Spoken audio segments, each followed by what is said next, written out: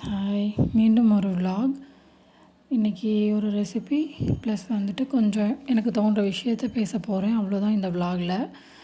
First வந்துட்டு எனக்கு ரொம்ப நாளாக தோணிகிட்ருக்கு. இல்லை எனக்கு மட்டும்தான் அப்படி தோணுதா, எல்லாருக்கும் அப்படி தான் தோணுமான்னு எனக்கு தெரியல. ஸோ நான் ஷேர் பண்ணணும்னு நினைக்கிறது என்னென்னா, இப்போது கேர்ள்ஸோட லைஃப் வந்து பார்த்திங்கன்னா, மேரேஜ்க்கு முன்னாடி ஒரு மாதிரி, மேரேஜ்க்கு அப்புறம் ஒரு மாதிரி, ஆஃப்டர் கிட்ஸ் ரொம்ப வேறு மாதிரி இருக்கிறதா நான் ஃபீல் பண்ணுறேன். ஒரு குட்டி குட்டி விஷயமா இருக்கட்டும், ஒரு பெரிய விஷயமா இருக்கட்டும், சில விஷயங்கள் அஃப்கோர்ஸ் ஸ்டேபிளாக இருக்குது. பட் எல்லா விஷயமும் அப்படி இல்லை. நிறைய விஷயங்கள் வந்து நம்ம பார்க்குற கண்ணோட்டம் கூட, நம்மளோட மைண்ட் செட் கூட நிறைய மாறி போயிடுது. அது தெரியல, மேபி சில பேருக்கு ஒரே மாதிரி இருக்கலாம். எனக்கு அந்த மாதிரி தோணலை. ஏன்னா நான் ஏன் சொல்கிறேன்னா, இப்போது மேரேஜ்க்கு முன்னாடினா நிறைய ஃப்ரீடம் இருக்கும். ஒரு விஷயம் நம்ம யோசிக்கிறோன்னா அதை வந்து நம்ம ரொம்ப ஃப்ரீடமாக அதை பண்ணலாம். அண்ட் வந்து பேரண்ட்ஸோட சப்போர்ட் இருக்கும்னு நினைக்கிறேன்.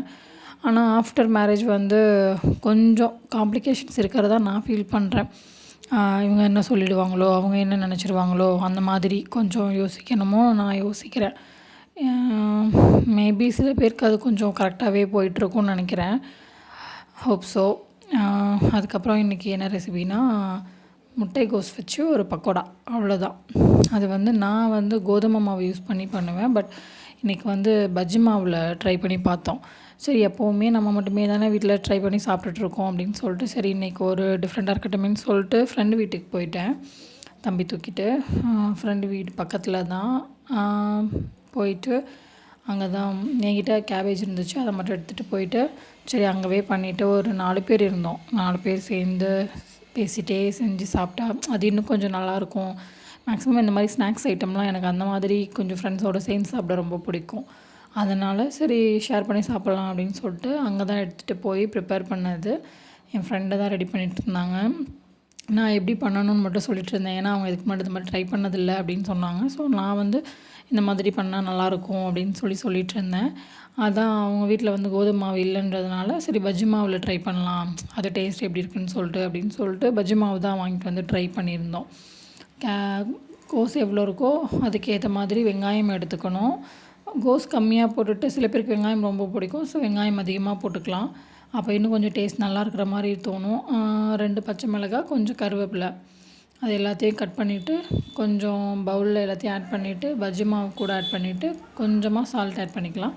பெருங்காயத்தூள் ஆட் பண்ணிக்கலாம். பெருங்காயத்தூள் அவங்கக்கிட்ட இல்லை, அதனால ஆட் பண்ணல. பெருங்காயத்தூள் ஆட் பண்ணிக்கலாம். நல்ல ஸ்மெல் நல்லாயிருக்கும். அதுக்கப்புறம் இந்த மாதிரி நல்லா ஃபஸ்ட்டு கையாலே கிளறி விடணும். தண்ணி ஊற்றாமல் நல்லா ஃபஸ்ட்டு கிளறி விட்டுறணும். அப்போ அந்த வெங்காயம் எல்லாம் வந்து நல்லா பைண்ட் ஆகும். அதுக்காக நல்லா கிளறி விடணும். கையாலே கிளறி விட்டுட்டு, அதுக்கப்புறம் லைட்டாக தண்ணி ஊற்றக்கூடாது, லைட்டாக தண்ணி தெளிச்சிக்கலாம். தெளிச்சுட்டு அதுக்கப்புறமா இந்த மாதிரி மிக்ஸ் பண்ணிட்டே இருந்தோம்னா இந்த மாதிரி நல்ல ஒரு கன்சிஸ்டன்சி வந்துடும். இந்த மாதிரி இருந்தால் பக்கோடா போடுறதுக்கு நல்லாயிருக்கும். எனக்கு போண்டா விட பக்கோடா ரொம்ப பிடிக்கும். அது போண்டா ரொம்ப மாவாக இருக்கிற மாதிரி நான் ஃபீல் பண்ணுவேன். ஸோ போண்டா விட இது நல்லாயிருக்கும் டேஸ்ட். டக்குன்னு நம்ம செஞ்சிடலாம். வீட்டில் யாருன்னா திடீர்னு கெஸ்ட் வந்துட்டாங்க அப்படின்னா ஃபாஸ்ட்டாக செய்கிறதுக்கு இந்த ரெசிபி நல்லாயிருக்கும்னு நினைக்கிறேன் நான். நீங்களும் ட்ரை பண்ணி பாருங்கள் வீட்டில் எப்படி இருக்குதுன்னு சொல்லிட்டு. ஸோ அதை ரெடி பண்ணி வச்சுட்டு கடாயில் எண்ணெய் ஊற்றிட்டு, தேவையான மூழ்கிற அளவு மட்டும் எண்ணெய் ஊற்றினா போதும். எந்த எண்ணெய் வேணாலும் யூஸ் பண்ணிக்கலாம். எண்ணெய் ஊற்றிட்டு அப்படியே அந்த பக்கோடாவை நம்ம கையாலேயே சும்மா எடுத்து அப்படியே கொஞ்சம் கொஞ்சமாக கிள்ளி போட வேண்டியதுதான். போட்டுட்டு கொஞ்சம் மீடியம் ஃப்ளேமில் வச்சா கொஞ்சம் நல்லா உள்ளெல்லாம் வெந்துடும். வெந்ததுக்கப்புறமா எடுத்துடலாம், எடுத்து சர்வ் பண்ணலாம். அவ்வளோதான். இப்போது ஏன் நான் இப்போ முன்னாடி சொன்னேன் இல்லையா, இந்த மாதிரி மேரேஜ்க்கு அப்புறம் லைஃப் வேறு மாதிரி இருக்குன்னு, அதை ஏன் பாயிண்ட் அவுட் பண்ணி இந்த வீடியோவில் சொன்னேன் அப்படின்னா, இப்போ என் ஃப்ரெண்டு வீட்டுக்கு போகணும். அது வந்து நான் மேரேஜ்க்கு முன்னாடி தான் நான் யாரை பற்றியுமே யோசிக்க மாட்டேன். டக்குன்னு கிளம்பி போயிடுவேன். இல்லை என் ஃப்ரெண்ட்ஸ் என் வீட்டுக்கு வரதா இருந்தாலும் அந்த மாதிரி வந்துடுவாங்க. பட் இப்போ வந்து அஃப்கோர்ஸ் நான் பிறந்தது வேறு ஊர், மேரேஜ் பண்ணியிருக்கிறது வேறு ஊர்.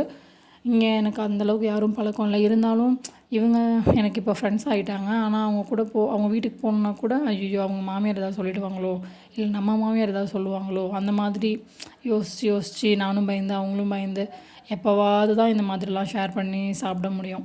அந்த விஷயத்தை அதனால தான் நான் இதை ரொம்ப திங்க் பண்ணி இந்த வீடியோவில் ஷேர் பண்ணணும்னு சொல்லி பண்ணினேன். மற்றபடி சில விஷயங்கள் கொஞ்சம் ஒரே மாதிரி தான் இருக்குது. இந்த மாதிரி இது ஒரு சின்ன விஷயம் தான்.